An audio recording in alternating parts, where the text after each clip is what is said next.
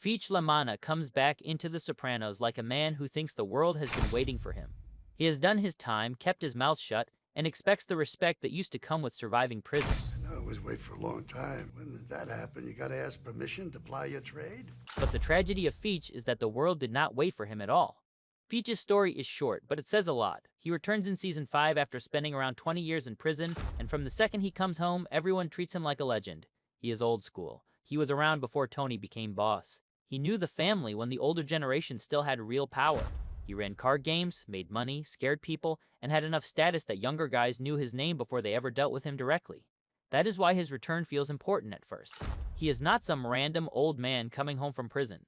He is part of the world Tony inherited. He is one of the men who helped shape the rules Tony now uses. And because of that, Feech believes he is owed a place. Not a small place, not a quiet place, a real place.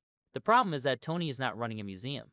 Feech comes back thinking his prison sentence preserved his identity. In his mind, prison did not shrink him. It proved him. He went away, stayed loyal, came back alive, and now he expects the family to recognize what that means.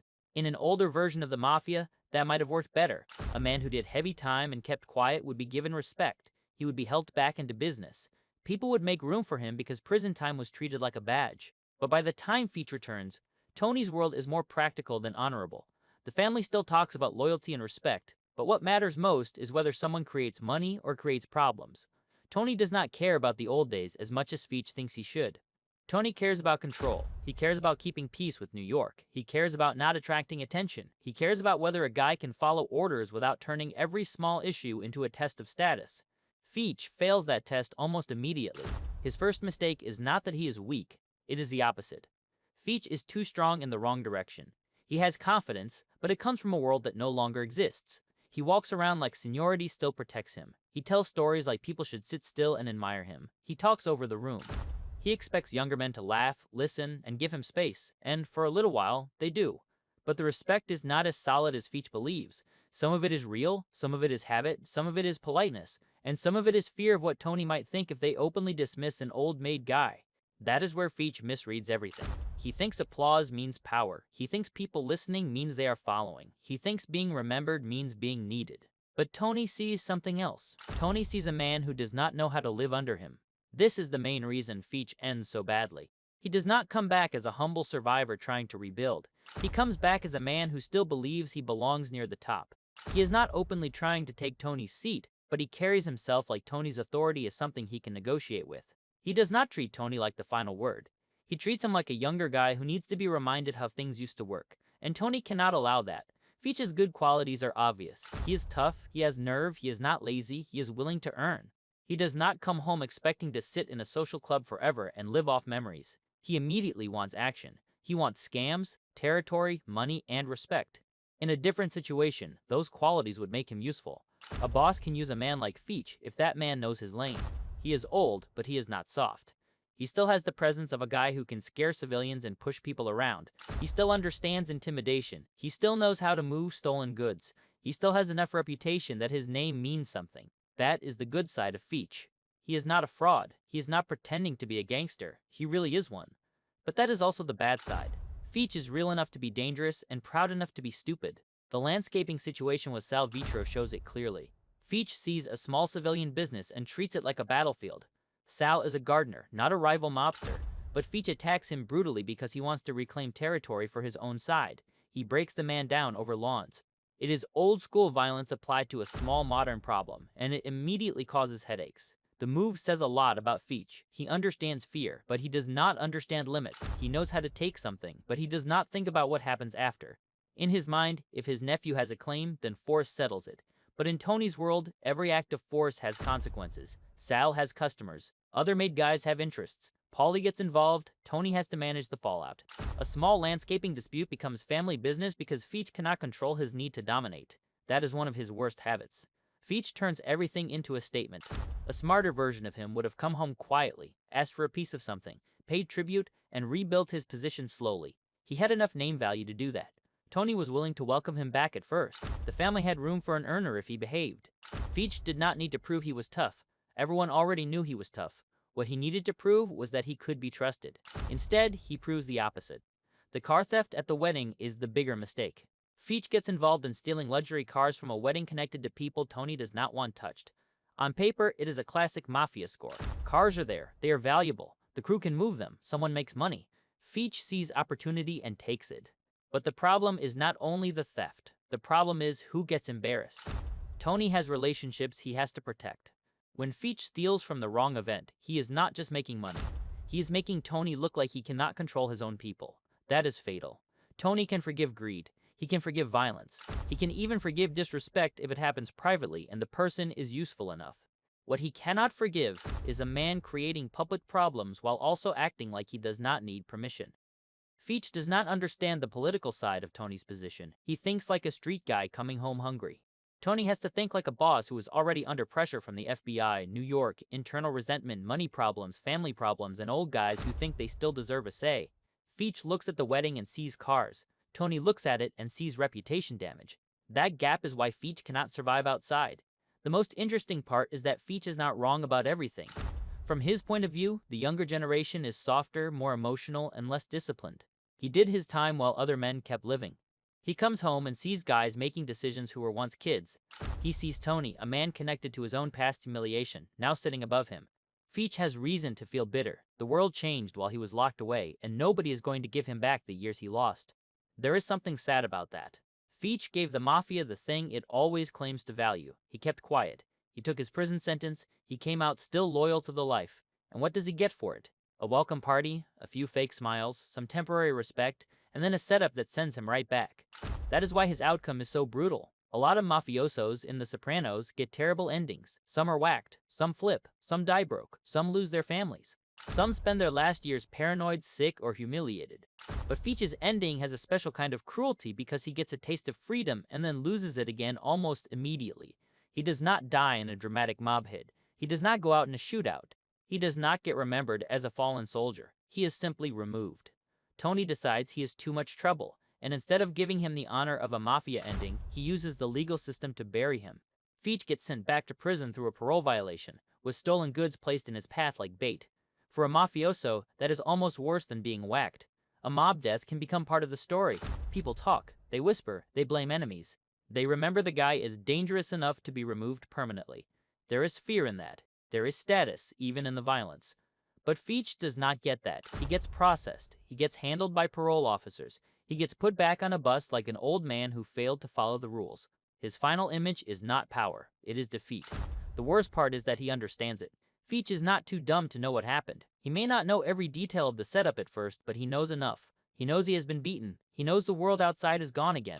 He knows the men who smiled at him were not really on his side when it counted. And he knows Tony chose this. That is what makes the bus scene so cold.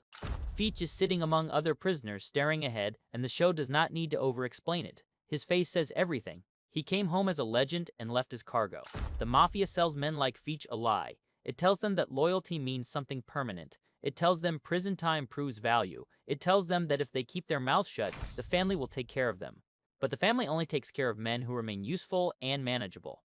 Feach was useful, but he was not manageable, so the family got rid of him in the cleanest way possible. Tony's decision is also revealing because Feach reminds him of Richie.